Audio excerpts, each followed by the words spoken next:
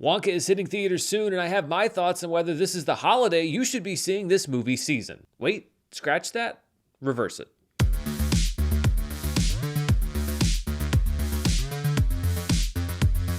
This video is brought to you by ExpressVPN. Go to expressvpn.com/Murrell to see how you can get 3 months free, and stay tuned after this review for more info.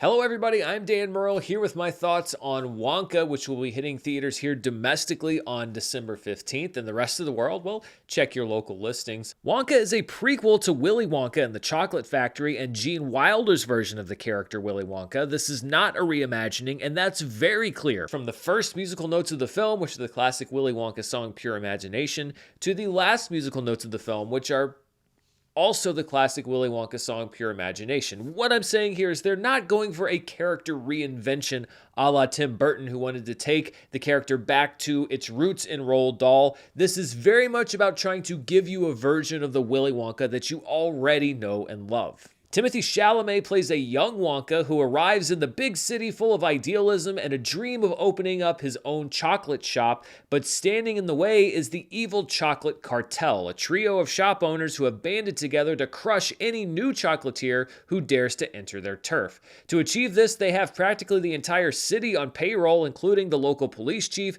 played by Keegan-Michael Key, and the town cleric, played by Rowan Atkinson. Together with an orphan girl named Noodle and a ragtag group of friends he meets at a corrupt inn and laundry, Wonka begins a quest to share his chocolate with the world and defeat the chocolate cartel to achieve his lifelong goal. Full disclosure, I have long held, and I'm sure you can find video evidence of this if you go back in the archives of several different channels, that the idea of a Willy Wonka prequel movie is pretty dumb. I thought it was stupid back in 2016, I think, when they announced that they were actually going to do this movie. But at the same time, I said the same thing about both Rogue One and Andor, which are two of the best pieces of Star Wars media that have been made since Disney took over. So while I often will think an idea is dumb, I also keep an open mind, and oftentimes I'm surprised because the finished result exceeds what I think the possibilities are of the basic concept. And my skepticism about this Willy Wonka movie was also balanced out by the creative team they got to make it. Wonka is directed by Paul King, who brought us the delightful Paddington, which he also wrote,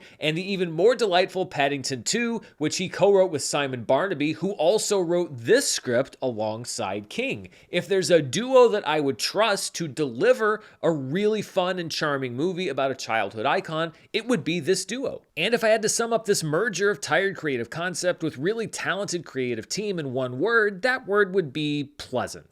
Wonka is a perfectly acceptable film, the kind of movie that passes by without incident, but also leaves very little to remember it by. The holiday season is actually the perfect time to release Wonka because there are so many families that go see a movie every Christmas, and Wonka is the perfect movie to go see. It's humorous enough for an older audience, but won't go over the heads of the kids. It's cute enough for the kids, but not so cute that it'll turn off the older audience, and it doesn't particularly challenge either group. In short, I think that Wonka is very safe, which is not a huge crime for a movie, but by playing it safe, I do think that the one thing it kind of gets wrong is the character of Willy Wonka, because they are inviting, the studio Warner Brothers, the comparison between this version of Wonka and Gene Wilder's version, because they are so heavily trafficking in nostalgia. From the first frame of the film, they want you to think about that original version of Willy Wonka. And the one thing that I would say about Gene Wilder's version of this character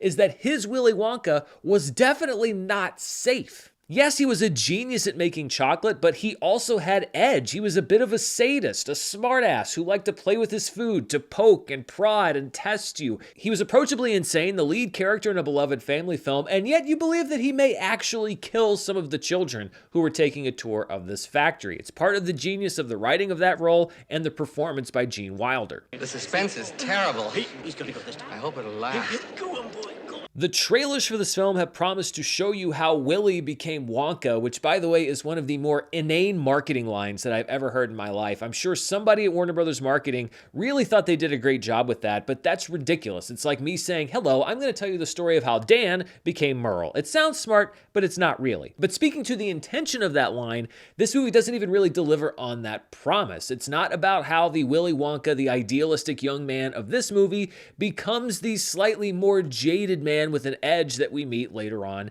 in the movie that is supposedly set to follow this one. Wonka is the story of a nice man who wanted to make chocolate, who becomes a nice man who makes chocolate. In going for the safe whimsy of the character and making this an accessible family film, it doesn't really capture what so many people liked about this character in the first place, which is that sense of danger. And I think part of that is the approach, and also part of that I think is casting Timothée Chalamet as Willy Wonka. I'm a fan of Timothée Chalamet. I like his work. I'm not a hater, but I don't think that he was the right choice for this role. He doesn't play whimsy well, and the script rarely allows him to explore other aspects of this character. If you wanted to have a spectrum of Willy Wonka in this movie, I think he would have been a good choice, but for what he's asked to play, I don't think it plays to his strengths. Chalamet also struggles with the musical elements of the film. Wonka is 100% a musical from start to finish with songs throughout, and Timothée Chalamet's voice isn't very strong. I'm not saying that he has a bad voice. I'm certainly no musical expert, but I can tell when somebody's on pitch and on key, and I think that Chalamet's able to do that. There's just not a whole lot of power behind his voice, and again, when you have a musical like this, that power is required in some of those songs. There's one original song called A World of Your Own that approaches some of that Wonka magic, but the performance behind it isn't as strong as I think it could have been. And again, this is not necessarily a criticism of Chalamet because I think he does the best that he can do given the material. It's just that he's not the best match for the material. Chalamet does step up to the plate. He gives 100% effort. He nails it in a lot of moments that are a little bit more in his comfort zone, but in casting a role like Willy Wonka, you have to find the perfect fit for the character, and Chalamet doesn't really seem like the perfect fit. He kind of feels like the choice of a studio executive who read the word Riz on the internet and told his casting people to go find me somebody with Riz, even though he didn't quite know what it meant, kind of like me, and they came up with Timothée Chalamet. He is a smart choice for the role in that he has an appeal to certain demographics and he's a talented performer,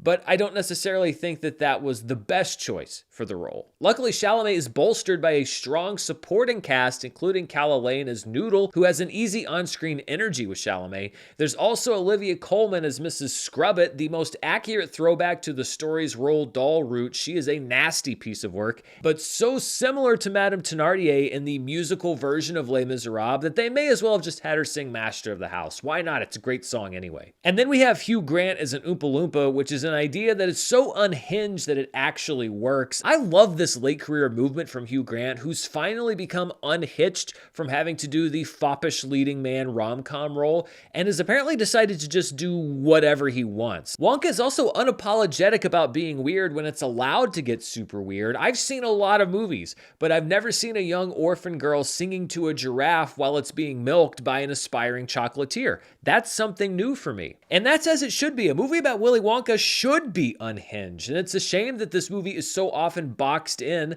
by convention. Weird is risky, but also potentially rewarding, and a great example of that is the original Willy Wonka and the Chocolate Factory movie. It came out over 50 years ago, and yet here we are, still playing on the nostalgia for it. That is a weird movie. It didn't play it safe, and yet it has stood the test of time for that exact reason. I just wish that there were more people at the studio who had been paying closer attention to why people love that movie so much. Wonka's ultimately tough to judge because it's one of those movies that doesn't really do anything wrong, but it doesn't do much exceptionally right either. It's certainly not the worst case scenario that you picture in your head when you hear the words Willy Wonka prequel. There are laughs, there is some genuine emotion, there are some moments when that magic does fully take hold, but the movie overall still feels weighted down by an approach that is just too safe. So ultimately, I'm giving it a ranking in the upper tier of it's fine, the kind of it's fine that isn't really born out of disappointment, but rather a lack of achievement. It's a perfectly all right choice for holiday movie going, a pleasant way to spend a couple of hours in a theater. It certainly could have been a lot worse, but I also think it had the potential, given the team behind it and a lot of the actors, to be a lot better. So those are my thoughts on Wonka. What do you think? Are you still excited to check it out this holiday season? Let me know down in the comments below. And before we go, I'm going to thank the sponsor for this review, ExpressVPN. As we move on from Thanksgiving and turn towards the rest of the holiday season, I want you to think about everything you've looked at on your phone or your computer while you were polishing off that turkey. Now, who's in charge of the Wi-Fi that you've been enjoying all of that on? A family member, the airport, that sketchy motel you cheaped out on? Well, all of those places could have had access to your activity unless you do what I do and use ExpressVPN. ExpressVPN is an app I have on my phone and computer that encrypts all of my online traffic, so whatever I do stays private. If you don't have ExpressVPN, then you may as well just include your entire browser history in that letter to Santa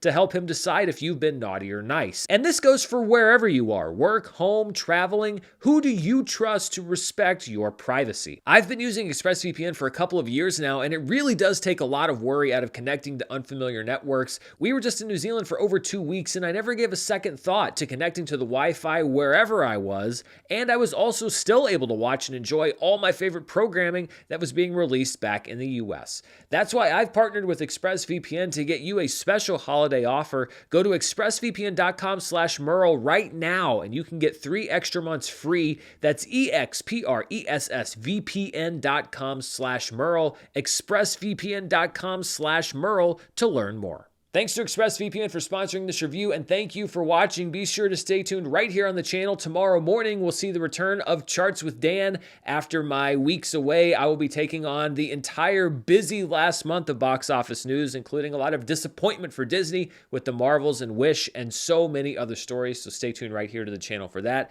Until then, thanks for spending part of your day here with me. Until next time, stay safe, and I'll see you then. Bye.